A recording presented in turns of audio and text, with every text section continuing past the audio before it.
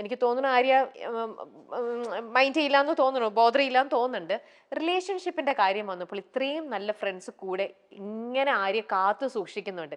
10 വർഷം 12 വർഷമായ ഫ്രണ്ട്ഷിപ്പ് ഇപ്പോഴും നല്ല രീതിയിൽ പോകുന്നു. പക്ഷെ ആര്യയുടെ ലൈഫിലേക്ക് വന്നപ്പോൾ പാർട്ട്ണർ എന്നുള്ള ഭാഗത്തിൽ ആ ഒരു സൈഡിൽ വീക്കായി പോവുകയാണ്. പക്ഷെ ഇവരൊക്കെ പറഞ്ഞു കേട്ടിടത്തോളം ഇത്രയ്ക്കും നല്ല എല്ലാവരുടെയും കൂടെ എന്തൊരു സിറ്റുവേഷനിലും വളരെ രീതിയിൽ അഡ്ജസ്റ്റ് ചെയ്തു പോകുന്ന ആര്യയ്ക്ക് എന്തുകൊണ്ടായിരിക്കാം ആര്യയുടെ 2 റിലേഷൻ, ആദ്യത്തെ ഹസ്ബൻഡിൽ നിന്നും നിങ്ങൾ ഡിവേഴ്സായി, രണ്ടാമതൊന്നും വന്നു, അതും ഇപ്പോൾ ഇങ്ങനെ വന്നു, എന്തുകൊണ്ടായിരിക്കും ആര്യയ്ക്ക് തോന്നണത്? ആദ്യത്തെ റിലേഷൻഷിപ്പ് എൻ്റെ പ്രശ്നമായിരുന്നു. I was wrong from my side. അത് ഞാൻ ഇതിനു മുമ്പുള്ള ഒരു പ്ലാറ്റ്ഫോമിലും പറഞ്ഞിട്ടുള്ള കാര്യമാണ്. ഞാൻ അത് ഡീറ്റെയിൽ ആയിട്ട് പറയുന്നില്ല, പക്ഷെ ഇറ്റ് വാസ് തറലി മൈ മിസ്റ്റേക്ക്. അത് ഞാൻ അക്സെപ്റ്റ് ചെയ്യുന്നു. ആ റിലേഷൻഷിപ്പ് അങ്ങനെയാണ്, അത് വേണ്ടാന്ന് തോന്നിയത്. അത് പിന്നെ എൻ്റെ ഒരു അത് കഴിഞ്ഞ് കുറെ നാൾക്ക് ശേഷമാണ് ആയിരിക്കും എന്റെ മിസ്റ്റേക്ക് ആണ് എന്നുള്ളൊരു റിയലൈസേഷൻ അല്ല, അത് ആ സമയത്ത് എനിക്ക് ആ റിയലൈസേഷൻ ഉണ്ടായി. അങ്ങനെയാണെങ്കിൽ ഫൊഗീവ് ചെയ്യില്ലായിരുന്നോ? ചെയ്യാമായിരിക്കാം, പക്ഷേ നമുക്ക് എപ്പോഴും ഉള്ളിൽ ഇങ്ങനെ ഒരു പേടി കിടക്കും. വീണ്ടും വീണ്ടും നമ്മുടെ ലൈഫ് ഇനി മുന്നോട്ട് ഒന്നിച്ചു പോകുമ്പോ ഇത് വരുമോ വീണ്ടും, അതിനുള്ളിൽ ഷുഡൻ ബോദർ us. പിന്നെ I thought he deserves A better life. അവിടെ ആര്യ തെറ്റ് ചെയ്തതിന്റെ ഒരു അതെ, എനിക്കൊരു ഗിൽറ്റ് വന്നതാണ് അവിടെ. അപ്പം I genuinely thought he should have a better life എന്നുള്ളത്. പിന്നെ he found his life partner also. ആളിപ്പം മാരിഡ് ആണ്, ഹാപ്പി ആയിട്ട് അവര് ഒന്നിച്ച് വർക്ക് ചെയ്യുന്ന ആൾക്കാരാണ്, ഹാപ്പി ആയിട്ട് പോകുന്നു. So that was meant to be. അങ്ങനെ വിശ്വസിക്കുന്ന ആളാണ് ഞാൻ. ശരിയാണ്, we have a beautiful girl child. അവൾക്ക് ഞങ്ങൾ രണ്ടുപേരും ഉണ്ട്. അവള് ഈ പറയുന്ന പോലെ വളരെ അണ്ടർസ്റ്റാൻഡിങ് ആയിട്ടുള്ള ഒരു കുട്ടിയാണ്. അച്ഛനും അമ്മയും ഞങ്ങൾ രണ്ടുപേരും ഒന്നിച്ച് തന്നെയാണ് അവളെ വളർത്തുന്നതും. അവളുടെ എല്ലാ കാര്യങ്ങളിലും ഞങ്ങളുടെ ഡിസിഷൻസ് എല്ലാം മ്യൂച്വൽ ആണ്. ആൻഡ് ഈക്വലി ആള് വരുമ്പോ, I mean whenever he wants to be with her, she goes to him. അല്ലാത്തപ്പം ഞാൻ ടേക്ക് കെയർ ചെയ്യണു, അങ്ങനെ ഒരു ഡിഫറൻഷിയേറ്റ്, അങ്ങനെ ഒരു പ്രശ്നമേ അവിടെ വരുന്നില്ല. അതാണ് ഫസ്റ്റ് റിലേഷൻഷിപ്പിൽ സംഭവിച്ചത്.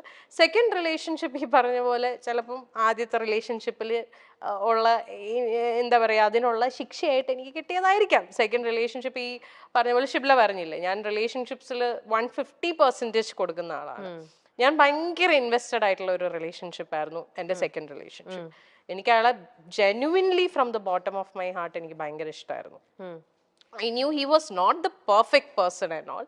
ആൾക്ക് ഫ്ലോസ് ഉണ്ടായിരുന്നു, ആൾക്ക് പാസ്റ്റ് ഉണ്ടായിരുന്നു, പക്ഷെ അതെല്ലാം ഓക്കെ ആയിട്ട് അങ്ങനെ തന്നെ അക്സെപ്റ്റ് ചെയ്ത ഒരാളായിരുന്നു ഞാൻ. But I never thought he would do this to me. പിന്നെ അതിന് ഞാൻ കുറ്റം പറയുന്നില്ല. മേ ബി ആൾക്ക് നമുക്ക് ഫസ്റ്റത്തെ ഒരു അടി പോലെ നമുക്ക് എക്സാക്ട്ലി അത് കിട്ടി, അങ്ങനെ ഞാൻ വിശ്വസിക്കുന്നു. അങ്ങനെ ആയിക്കോട്ടെ, നമ്മൾ അങ്ങനെ ഒന്ന് ചെയ്തുകൊണ്ട് നമുക്ക് മറ്റുള്ളവരെ ബ്ലെയിം ചെയ്യാനും പറ്റില്ല. ഞാൻ ബ്ലെയിം ചെയ്യുന്നില്ല. എനിക്ക് ആകപ്പാട് ആളുടെ അടുത്ത് ദേഷ്യം തോന്നിയ ഒരു കാര്യം എന്ന് പറഞ്ഞാൽ അക്സെപ്റ്റ് ചെയ്തില്ല.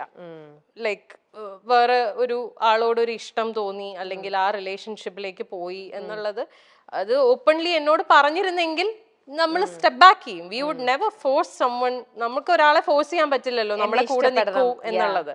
അത് ഓപ്പൺ ആയിട്ട് പറഞ്ഞിരുന്നെങ്കിൽ കുറച്ചും കൂടി നേരത്തെ, കുറച്ചും കൂടി ബെറ്റർ ആയിട്ട് എനിക്ക് ഇതൊന്ന് കം ഔട്ട് ചെയ്യാൻ പറ്റിയേനെ with the help of my people. പക്ഷെ അത് സംഭവിച്ചില്ല. അപ്പോൾ ഇത്രയും ട്രൂ ഫ്രണ്ട്സിനെ പോലെ തന്നെ ചില ഫ്രണ്ട്സ് അപ്പൊ ആര്യനെ ചീറ്റ് ചെയ്തിട്ടും ഉണ്ടാവണം. യെസ്, അല്ലേ? ഉണ്ട്. അതുകൊണ്ടാണല്ലോ ഇങ്ങനെ ഒന്ന് സംഭവിച്ചത്. അല്ലേ? അതെ, അതും ശരിക്കും ഭയങ്കര പെയിൻഫുൾ ആയിട്ടുള്ള, ഇറ്റ് ഈസ് വെരി പെയിൻഫുൾ. ആരും ഒരിക്കലും എക്സ്പെക്ട് ചെയ്തിട്ടുണ്ടാവില്ല ഈ ഒരു സാധനം ആ ഒരു പർട്ടിക്കുലർ പേഴ്സണിൽ നിന്ന് വരും. എക്സാക്ട്ലി, അതാണ് എനിക്ക് ട്രോമയായി പോയത്. അതിപ്പോ മേ ബി ഞാൻ അറിയാത്ത ഒരാളായിരുന്നെങ്കിൽ എനിക്ക് ചിലപ്പം ഇത്രയും ബുദ്ധിമുട്ടുണ്ടാവില്ല. ഇത് എനിക്ക് ആ പെയിൻ ശരിക്കും കിട്ടുന്നു, കാരണം എനിക്ക് റിലേറ്റ് ചെയ്യാൻ പറ്റുന്നുണ്ട്. എന്റെ കണ്ണിപ്പൊ നിറയാണ് ആക്ച്വലി. കാരണം ആ ഒരു വേദന ഒരു ലേഡി എന്നുള്ള രീതിയിൽ എന്റെ കണ്ണ് നിറയണം. നമുക്കത് ശരിക്കും നമുക്കത് ഫീൽ ചെയ്യാൻ പറ്റുന്ന ഒരു കാര്യമാണ്. ആര്യ അത് യു വെന്റ് ത്രൂ ദാറ്റ്. ഭയങ്കര ഒരു ആര്യ അത് എങ്ങനെ ഹാൻഡിൽ ചെയ്തു? Arya it was very difficult. ഞാൻ I fell on to a depression. ഭയങ്കര ബുദ്ധിമുട്ടായിരുന്നു. I lost myself. നമുക്കത് കാരണം നമ്മൾ ജീവനായിട്ട് നമ്മുടെ കൂടെ നിർത്തിയിട്ടേ അവൾ എനിക്കിട്ട് ഇങ്ങനെ പണിയ എന്നൊക്കെ പറയണത് ശരിക്കും. അതെ, എന്റെ കാര്യത്തിൽ കുറച്ചും കൂടെ ബുദ്ധിമുട്ടായി പോയത്, ഞാൻ ഇതെല്ലാം ഫേസ് ചെയ്യുന്നത് ലോക്ക്ഡൌണിന്റെ സമയത്താണ്. മൊത്തത്തിൽ ഞാൻ പെട്ടുപോയ അവസ്ഥയായിരുന്നു. Like I couldn't do anything. എന്നുവെച്ചാൽ നമുക്കിപ്പോ ഒരു കൗൺസിലറിന്റെ അടുത്ത് പോലും പോവാൻ പറ്റത്തില്ല എന്നുള്ള. ഒരാളെ ഇപ്പം നമ്മൾ പറയും ഓക്കെ ഫ്രണ്ട്സിന്റെ അടുത്ത് പോയിരുന്ന് ചിലപ്പോൾ സംസാരിച്ചാൽ ഓക്കെ എങ്ങനെ പോവാനാ മുറിന്ന് പുറത്തിറങ്ങാൻ പറ്റില്ല because we are all lockdown. ആകപ്പാടെ ഈ കമ്മ്യൂണിക്കേഷനേ ഉള്ളൂ. പക്ഷെ എത്രയൊക്കെ നമ്മൾ ഫോണിൽ കമ്മ്യൂണിക്കേറ്റ് ചെയ്താലും ഒരു ഫേസ് ടു ഫേസ് നമ്മൾ ഇപ്പൊ ഇങ്ങനെ ഇരുന്നൊരു ബ്രേക്ക് ഡൗൺ ചെയ്ത് പോയാൽ ചിലപ്പോൾ ഇതങ്ങ് പോവും. അതും ഫോണിൽ നമ്മൾ സംസാരിക്കുന്നതൊക്കെ തമ്മിൽ there's a lot of difference. Badai ബംഗ്ലാവ് എന്നൊരൊറ്റ പരിപാടിയിലൂടെ തന്നെ ഏറ്റവും പ്രശസ്തിയിലെത്തിയൊരു നടിയാണ് ആര്യ. ബഡായി ആര്യ എന്നാണ് സോഷ്യൽ മീഡിയയിലെ താരത്തിന്റെ പേര്. താരത്തിന് ഏറ്റവും കൂടുതലായിട്ട് അറിയാവുന്നത് ബഡായി ആര്യ എന്ന നിലയ്ക്ക് തന്നെയാണ്. പലപ്പോഴും സോഷ്യൽ മീഡിയയിൽ വളരെ ആക്റ്റീവായ താരം റീലുകൾ പങ്കുവച്ചും വിശേഷങ്ങൾ പങ്കുവച്ചും ചോദ്യോത്തരങ്ങൾ പങ്കുവച്ചും ഒക്കെ എത്താറുണ്ട്. തനിക്കെതിരെ വരുന്ന എല്ലാ അലിഗേഷൻസിനും വിമർശനങ്ങൾക്കും വിവാദങ്ങൾക്കും എല്ലാം ആര്യ കൃത്യമായ മറുപടി നൽകാറുമുണ്ട്. ഒന്നിൽ നിന്നും ഒഴിഞ്ഞു നിൽക്കാനോ അല്ലെങ്കിൽ മാറി നിൽക്കാനോ ഉത്തരം നൽകാതെ മൗനമായിരിക്കാനോ ആര്യ തയ്യാറല്ല.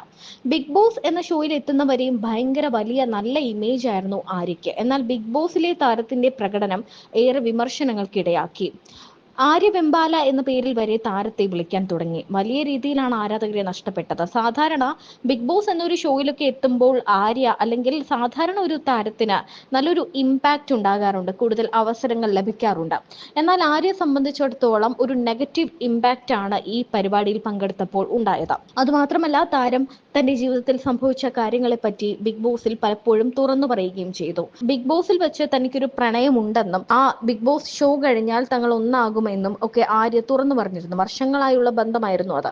എന്നാൽ ബിഗ് ബോസിൽ നിന്നും തിരിച്ചു മടങ്ങി ആര്യയെ കാത്തിരുന്നത് വലിയൊരു ദുരന്ത വാർത്തയായിരുന്നു. കാരണം താൻ ഏറെ പ്രണയിച്ച തന്റെ കാമുകനെ അല്ലെങ്കിൽ താൻ വിവാഹം കഴിക്കാൻ പോകുന്ന തന്റെ പ്രിയപ്പെട്ട ആളെ തന്റെ ഉറ്റ കൂട്ടുകാരി സ്വന്തമാക്കി കഴിഞ്ഞു എന്ന വാർത്തയാണ്.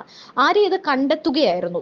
ഇതിന്റെ ഒരു വേദനയും ആ ഡിപ്രഷനും ഒക്കെ താൻ കടന്നു വന്നതിനെ കുറിച്ച് ആര്യ പലപ്പോഴായി പറഞ്ഞിട്ടുമുണ്ട്. തന്റെ ജീവിതത്തിൽ സംഭവിച്ച കാര്യങ്ങളെക്കുറിച്ച് ആര്യ തുറന്നു പറയുകയും ചെയ്തിട്ടുണ്ട്.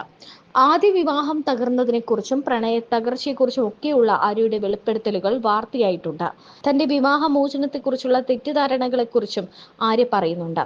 തനിക്ക് മറ്റൊരു ബന്ധം ഉണ്ടായിരുന്നതിനാലാണ് വിവാഹം തകർന്നതെന്ന പ്രചാരണം തെറ്റാണ് എന്ന് ആര്യ പറയുന്നുണ്ട്. മാത്രമല്ല അരോയ ബൈ ആര്യ എന്ന് പറയുന്ന ഒരു സ്റ്റാളും ഒരു ഷോപ്പും പിന്നെ കാഞ്ചീപുരം എന്ന് പറയുന്ന ഒരു ഷോപ്പും ആര്യയ്ക്ക് സ്വന്തമായുണ്ട്. ഇവിടേക്ക് വന്ന ഒരു ഫോൺ കോളും അതിനെ ചൊല്ലിയുണ്ടായ ആ മോശം രീതിയിൽ ഒരാൾ തന്നോട് സംസാരിച്ചതും ഒക്കെ ആര്യ തുറന്നു പറയുന്നുണ്ട്. ഇത് സോഷ്യൽ മീഡിയയിൽ വലിയ ചർച്ചയായ ഒരു സംഭവമാണ്. അത് മാത്രമല്ല തന്റെ രണ്ടാമത്തെ ബ്രേക്കപ്പിനെ കുറിച്ചും തന്റെ ആദ്യ ഭർത്താവിനോട് താൻ ചെയ്തതിന്റെ കർമ്മഫലമാകാം തനിക്ക് കിട്ടിയതെന്നും ആര്യ ഒട്ടും ജാള്യതയില്ലാതെ തുറന്നു പറയുന്നുണ്ട്, തുറന്ന് സമ്മതിക്കുന്നുണ്ട്.